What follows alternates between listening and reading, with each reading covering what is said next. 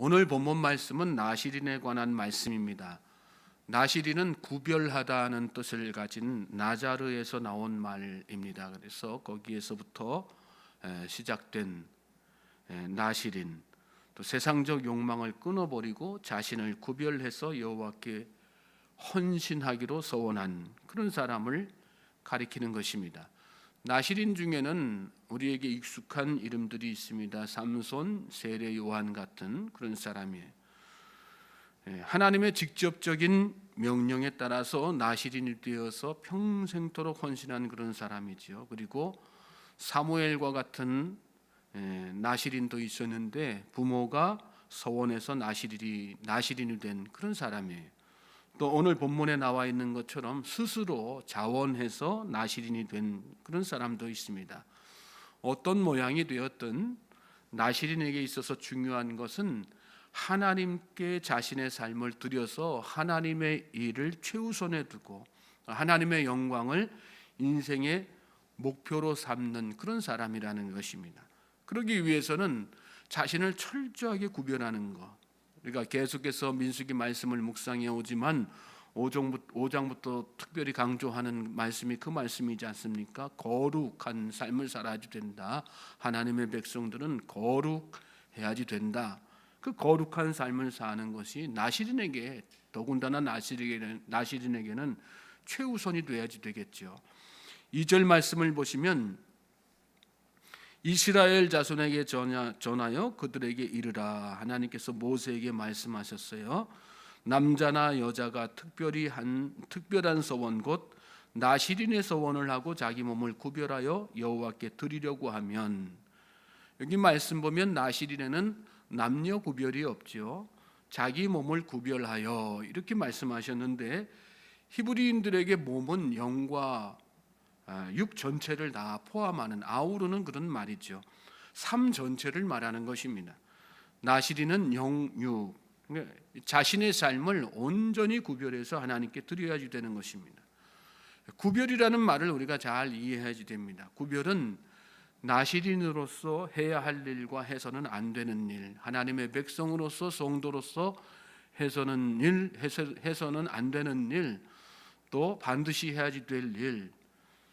그래서 하지 말아야 할 것들은 절대로 하지 않고 해야 할 일은 반드시 하는 것, 그것이 구별입니다. 세상의 기준이 아닙니다. 하나님께 드려진 사람들이기 때문에 하나님의 기준, 말씀을 기준으로 해서 해야지 될 거 반드시 하는 거, 그게 구별된 삶이고, 하지 말아야 할 것은 절대로 하지 않는 것, 그게 구별된 삶인 것입니다. 하나님은 나시린으로서 하지 말아야 할 것을 먼저 말씀하시는 것을 오늘 본문 가운데 보게 되는데, 그 중에 첫 번째가 포도주나 독주를 마시지 말라는 그런 말씀이에요. 3절 4절 보십시오. 포도주와 독주를 멀리하며 포도주로 된 초나 독주로 된 초를 마시지 말며 포도즙도 마시지 말며 생포도나 건포도도 먹지 말지니 자기 몸을 구별하는 모든 날 동안에는 포도나무 솟아는 씨나 껍질이라도 먹지 말지며, 이렇게 말씀하셨어요. 멀리하라는 말씀은 여러분 근처에도 두지 말라는 그런 말씀이에요. 포도주, 독주는 물론이거니와 포도주로 된 초, 이 초는 포도주로 만든 음료를 뜻하는 것이거든요. 이스라엘 사람들이 빵을 찍어 먹을 때 사용하던 그 농도 낮은 포도주를 말하는 것입니다. 왜 이렇게까지 포도주를 금하셨을까요? 술이 사람을 취하게 만들기 때문에, 그래서 취해서 분별력을 잃고 해서는 안 될 일들을 하기 때문에, 구별되지 못한 삶을 살기 때문에 마시지 말라고 단호하게 이렇게 말씀하신 것입니다. 우리가 잘 아는 대로 아론의 두 아들이 그랬지 않습니까? 제사장인데도 또 제사장 임무를 감당해야지 되는데 술에 취해서 그 직무 제대로 감당하지 못했습니다. 제단에 사용해야지 될 불이 어떤 건지 잘 구별하지 못했어요. 그래서 하나님께서 지정하신 반드시 이 불 사용해야 된다, 그렇게 말씀하신 불 아닌 다른 불 갖다가 제단을 밝혔단 말입니다. 제단을 더럽히고 부정하게 만들고 그렇게 한 것이에요. 그래서 저주받아 가지고 그 인생 결국은 죽고 말지 않습니까? 포도즙도 마시지 말며 생포도나 건포도도 먹지 말지니. 사람의 마음은 연약하기 때문에 하나를 용납하면 그 다음 걸 용납하게 되죠. 한 잔이 두 잔 되고 두 잔이 세 잔 되는 거예요. 처음이 어렵지 한 번 하고 나면 그 다음에는 일도 아닌 게 되는 거죠. 그래서 하나님은 이 나실인들에게 술은 아예 쳐다보지도 못하게, 생포도 건포도까지, 그리고 그것들이 결과적으로 이렇게 넘어 가다 보면 술을 연상하게 만들고 또 올리게 만드는, 마시고 싶은 욕망이 생기게 만드는 것들 아니겠어요? 그래서 그것을 아예 차단하시고 금지시키신 것입니다. 여기서 우리가 하나 진지하게 고민해야 될 것이 있어요. 그렇다면 술이 과연 죄냐 하는 것입니다. 남들도 다 마시는데 취하지만 않으면 되는 거 아니냐. 심지어는 그런 얘기하는 사람들도 있죠. 예수님도 제자들에게 떡과 포도주 나누어 주셨고 또 함께 드시지도 않았느냐. 우리가 분명하게 알아야 되는 것은 나실인은 세상의 기준이 아니라 하나님의 기준을 따르는 사람들이라는 것입니다. 세상적으로 뭐가 문제가 되겠어요? 그러나 하나님의 기준에서 너희 구별된 사람이라면 그렇게 하지 말아라, 이렇게 말씀하신 거기 때문에 그거 지켜나가야 되는 거죠. 물론 예수님도 포도주 드셨습니다. 성경 말씀에도 나와 있지 않습니까?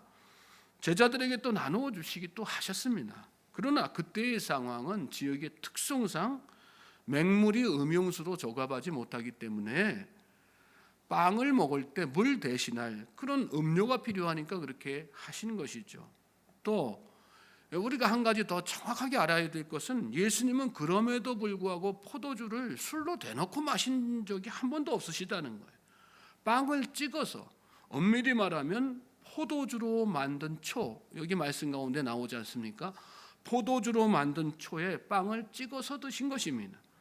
사람들이 흔히 하는 것처럼 식사 자리에 어떤 흥을 돋우기 위해서 포도주를 반주로 삼고 스트레스 받은 거 있으니까 그거 풀기 위해서 한잔 하신 게 아니라는 그런 말씀이에요. 예수님은 철저하게 하나님의 기쁨과 만족을 위해서 사신 분이지 자신의 기쁨과 만족을 한순간이라도 쾌락을 위해서, 자신의 흥을 위해서 사신 분이 아니라는 거 우리가 잘 깨달아야 될 것입니다. 하나님은 나실인에게 자기 몸을 구별하는 모든 날 동안에는 포도나무 솟아는 씨나 껍질이라도 먹지 말라, 이렇게 말씀하셨어요. 우리는 자꾸 술이 죄가 아니다, 술에 취하지만 않으면 된다, 그런 마음으로 술에 대해서 담대함과 자유를 얻으려고 할 때가 참 많아요. 술 한 잔 마신다고 해서 하나님이 그를 벌하시지는 않습니다. 술 자체가 죄는 아닌 것이죠. 그러기에 가나 혼인잔치에서 예수님이 물로 포도주를 만들어서, 잔치자리에 포도주가 떨어졌으니까 물로 포도주로 만들어서 그 포도주 떠다 회당장에 갖다 주어라, 이렇게 말씀하신 거 아니겠어요? 그러나 그리스도인은 그렇습니다. 술 한 잔을 앞에 두고도 이걸 내가 왜 마시려고 하는가? 무엇 때문에 내가 이 술 한 잔을 마시는 것인가? 진지한 고민을 하지 않으면 안 되는 것입니다. 마시는 것에 대한 담대함과 자유가 아니라 마시지 않는 것에 대한 담대함과 자유가 그리스도인, 구별된 하나님의 백성들에게는 있어야지 되는 것입니다. 5절 말씀 또 보십시오. 그 서원을 하고 구별하는 모든 날 동안은 삭도를 절대로 그의 머리에 대지 말 것이라. 자기 몸을 구별하여 여호와께 드리는 날이 차기까지 그는 거룩한즉 그의 머리털을 길게 자라게 할 것이며, 이렇게 말씀이 나오죠. 나실인이 금해야지 될 두 번째는 머리 자르는 일. 그 서원을 하고 구별하는 모든 날 동안은 삭도를 절대로 그의 머리에 대지 말 것이라. 자기 몸을 구별하여 여호와께 드리는 날이 차기까지 그는 거룩한즉 그의 머리털을 길게 자라게 할 것이며. 머리는 여러분 하나님의 주권을 상징하는 것이었습니다. 이 시대에 이스라엘 백성들에게 나실인이 머리에 삭도를 대지 않는 것은 하나님의 주권을 인정한다는 그런 고백이 되고 표시가 되는 거예요. 나를 성별해서 하나님께 봉헌합니다 하는 그런 신앙의 고백을 외적으로 나타내는 것입니다.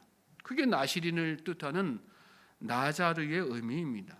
또 여기에서 파생된 단어가 네제르인데, 네제르는 거룩함은 여호와께 속한다라고 하는 뜻을 가졌어요. 대제사장의 터본 전면에다가 금패로 새겼던 그런 글귀입니다. 그리고 나중에 이스라엘이 왕정 시대가 되면서 왕이 썼던 왕관의 이름을 또 네제르라고 불렀습니다. 무슨 뜻일까요? 여러분, 하나님의 주권을 인정하고 살면 하나님께서 그를 높여주시는 것입니다. 믿습니까? 다른 사람을 높이시는 게 아니에요. 세상에서 성공한 사람을 높여주시는 것이 아니고, 세상에 어떤 물질이 많은 자, 세상에 권세를 가진 자를 높여주시는 것이 아니고, 하나님의 주권을 인정하면서 고백하면서 사는 사람, 하나님께 자신을 드리는 사람, 그 사람을 하나님께서 높여주시는 것입니다. 네제르가 되게 하시는 거예요. 나자르 할 때 네제르가 되게 하시는 거예요. 마지막으로 하나님께서 나시린에 금지하신 거 뭡니까? 시체를 가까이 하지 말라, 그 말씀이죠. 6절에서 8절 말씀 보세요. 자기의 몸을 구별하여 여호와께 드리는 모든 날 동안은 시체를 가까이 하지 말 것이요, 그의 부모 형제가 죽은 때에라도 그로 말미암아 몸을 더럽히지 말 것이니 이는 자기의 몸을 구별하여 하나님께 드리는 표가 그의 머리에 있음이라. 자기의 몸을 구별하는 모든 날 동안 그는 여호와께 거룩한 자니라. 나시린은 그 정한 기간에는 비록 가장 친한 친지들이 죽었을지라도, 부모 형제 자매 다 이렇게 포함하는 거죠.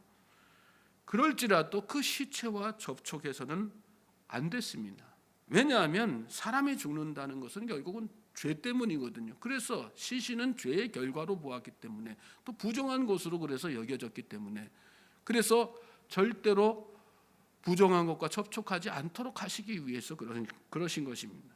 그러므로 모든 날 동안의 시체를 가까이 하지 말라 하신 말씀은 그만큼 이 나시린 된 자들로서 철저하게 죄로부터, 부정한 것들로부터 자신을 구별하는 그런 삶을 살아야 한다는 것을 강조하신 그런 말씀이에요. 바꾸어 말하면 여호와께 드리는 모든 날 동안 그 날들을 정말로 거룩하고 경건하게 오직 하나님의 영광만을 위해 살아야지 되는 그런 말씀이 되는 거죠. 이렇게 나시린들은 자기가 서원한 모든 날들을 주님의 날로 거룩하게 죄로부터 구별하면서 주님 영광만을 위해서 살았던 것입니다. 오늘 저와 여러분은 어떻습니까? 근데 우리는 그렇잖아요. 일주일에 한 번, 주일조차도 나를 위해서 사용할 때가 많죠. 하나님을 위해서 온전히 사용하지 못하고 가족들의 친교 모임만 있어도 예배 빠지는 거 쉽게 생각합니다. 사돈의 팔촌 결혼식만 있어도 주일 빠지죠. 그리고 거기 가죠. 출가한 자식들 놀러 온다고 막 밥 챙겨줘야 된다고 해서 교회 못 가요. 친구 가족 데리고 밖으로 놀러 가고 야구 구경한다고 밖으로 돌죠. 오늘 저와 여러분에게 특별히 이 시대 그리스도인들에게 필요한 게 이 나시린 정신입니다. 믿습니까? 내게 허락하신 날들이 여러분 내 날들이 아니라는 고백 가지고 우리는 하루하루 살아야 되는 거예요. 하나님의 주권을 인정하면 여러분 입으로만 아니라 거기에 맞는 삶을 살아야 되는 것입니다. 하나님께서 나를, 내 가정을, 그럴 때 내 후손들을 다 높여주시는 것이죠. 지금 이 시간에 월드컵 축구 경기가 16강 경기가 한창이죠. 지금쯤이면 승부가 다 났겠죠. 밤이 새도록 기다리고 또 이 새벽 시간에 깨어서 열광하는 그런 사람들이 있습니다. 그토록 열광하고 또 기다려서 그럼 남는 것은 과연 무엇입니까? 오늘 저와 여러분은 무엇에 열광하고 있습니까? 무엇을 기다리고 무엇을 위해 살고 있습니까? 우리에게 날마다의 삶이 소원된 삶, 나시린의 삶이 되기를 주님의 이름으로 소망합니다. 그럴 때 하나님께서 그런 저와 여러분의 삶을 축복하시는 것입니다. 그리고 가정을 또 기업을 자녀들을 다 높여주시는 것입니다.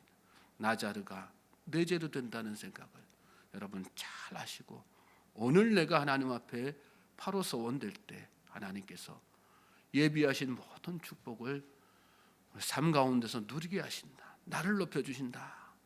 그런 믿음으로 이 하루도 하나님 앞에 소원된 삶을 사는 나시린의 삶을 사는 저와 여러분 될 수 있기를 주님의 이름으로 다시 한번 소망하고 축복합니다.